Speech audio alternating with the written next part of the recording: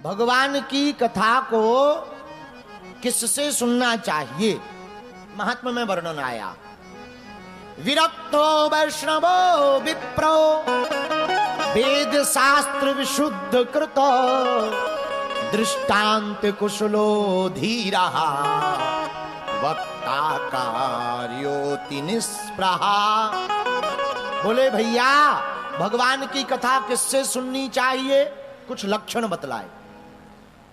कथा वक्ता कैसा हो, पहला लक्षण विरक्तो, जिसके मुख से भी कथा सुनो वो विरक्त होना चाहिए। पर विरक्त का मतलब बैरागी नहीं है ना, जो बुरे कर्मों से जिसने विरक्ति का धारण कर लिया हो, ऐसे वक्ता के मुख से ही कथा को सुनना चाहिए। दूसरा बोले वैष्णवो, वैष्णव होना चाहिए। देखो भगवान की गाथा कोई भी गा सकता, प्रवचन कोई भी कर सकता, लेकिन अनुष्ठानात्मक कथा करने का अधिकार भूदेव वैष्णव में को ही है, शास्त्रोक्त पद्धति में। इसलिए वैष्णव के मुख से ही कथा को सुननी चाहिए। वैष्णव कौन? जो ठाकुर जी का उपासक हो, जिसने कंठी माला ले ली हो, सिखा रखी हो, जो एकादशी आदि व्रत का पालन करता हो, जो श्री ठाकुर जी का परम उपासक हो, ऐसे वक्ता के मुख से ही भगवान की कथा को सुननी चाहिए। बोलो सीताराम। तीसरा लक्षण बोले विप्रो। भाई विप्र के अनेक अर्थ हैं, पर अनुष्ठानात्मक कथा करने का अधिकार आचार्यों ने जिनको दिया है, हमारे वेदों ने जिनको दिया है, उन्हीं आचार्य के मुख से भगवान की कथा को सुनना चाहिए। इसका मतलब ये नहीं है कि हम किसी जातिवाद को बहुत श्रेय दे रहे, मतलब ये है निपुणता, पारंगतता और अधिकार। भाई कलेक्टर का अधिकार कलेक्टर को ही है। अब कलेक्टर का काम एसडीएम नहीं कर सकता, कलेक्टर का काम कलेक्टर ही करेगा, डीएम का काम डीएम ही करेगा, एसडीएम नहीं करेगा। उसी प्रकार कथा कहने का काम कथा की पद्धति का अनुसरण करने वाला ही करेगा, उसी के मुख से ही कथा फलदायी होगी। तो विप्रो आगे बोले वेद शास्त्र विशुद्ध कृता, जिसके भी मुख से कथा सुनो वो वेद और शास्त्र का ज्ञाता होना चाहिए, गुरु परंपरा से हो, ऐसे आचार्य के मुख से कथा सुननी चाहिए। अगला लक्षण बोले दृष्टांत कुशलो धीरः, समझाने में योग्य हो। कई बार कथा की बातें सबको समझ में नहीं आती, और कथा है ही ऐसी, समझदार को ही समझाया जा सकता, ना समझदार को क्या समझाया जा सकता। और एक महात्मा कहते थे, महाराज जी समझदार को समझाना बड़ा कठिन है, ना समझ को समझाना बड़ा सरल। हाँ, हाँ, समझदार को ये लगता है कि हम समझदार हैं। भाई वक्ताओं को समझाना कथा बड़ा कठिन है, उन्हें लगने लगता है ये तो हमें आती, उन्हें भी समझाना बड़ा कठिन है। तो किसको समझाना सरल? बोले जो ना समझ है उन्हें समझाना सरल है। बोलो सीताराम।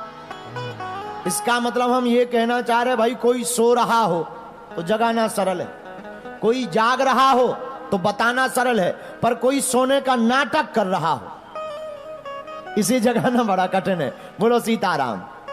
जोर से बोलो, और जोर से बोलो, और जोर से बोलो। ना समझ को समझाना बड़ा कठिन है, इन्हें तो अर्थ समझदार को समझाना बड़ा कठिन है, क्योंकि ना समझ तो समझ जाता है, समझदार नहीं समझता।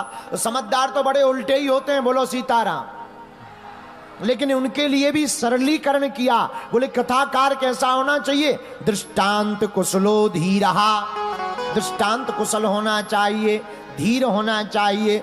वक्ता कार्योति निष्प्रहा, बोलने में निपुण होना चाहिए। ऐसे वक्ता के मुख से जो भी कथा सुनेगा उसी को कथा का फल प्राप्त होगा। बोलो जय सिया राम, जोर से बोलो।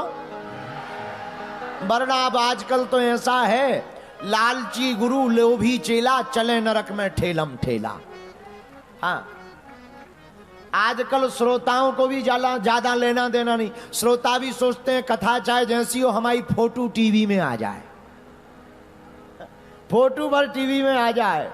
है कथा यजमान भी सोचते हैं श्लोक हो या ना हो, परलोक हो या ना हो, बस ये दुनिया को पता लग जाए कि हमने कथा करवा ली।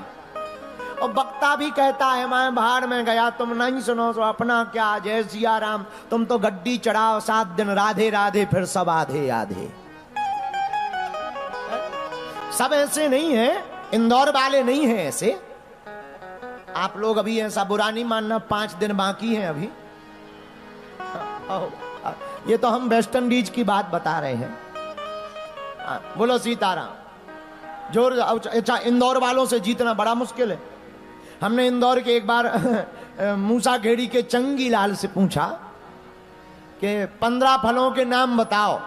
उसने तुरंत कहा आम, अमरूद। हमने कहा वाह बहुत अच्छा। बोला गुरुजी सेब। हमने कहा बहुत अच्छा, 3 हो गए, 12 और बताओ। तुरंत खड़ा होके बोला गुरुजी 1 दर्जन केला।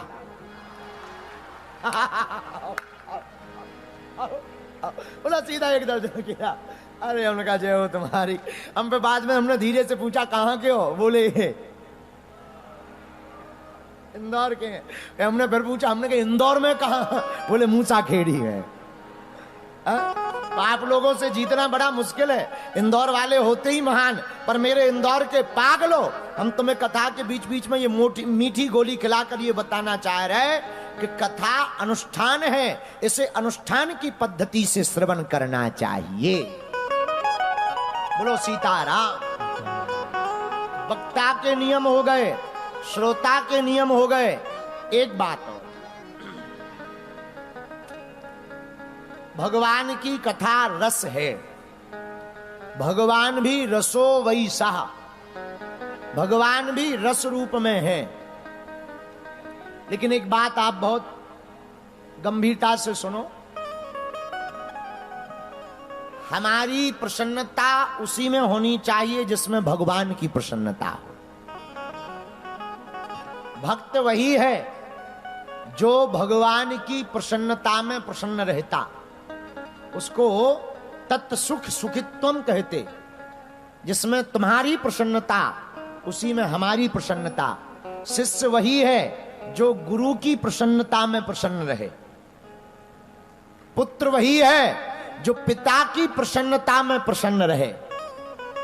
पति और पत्नी वही है जो एक दूसरे की प्रसन्नता में प्रसन्न रहे। उसी प्रकार भक्त वही है जो भगवान की प्रसन्नता में प्रसन्न रहे।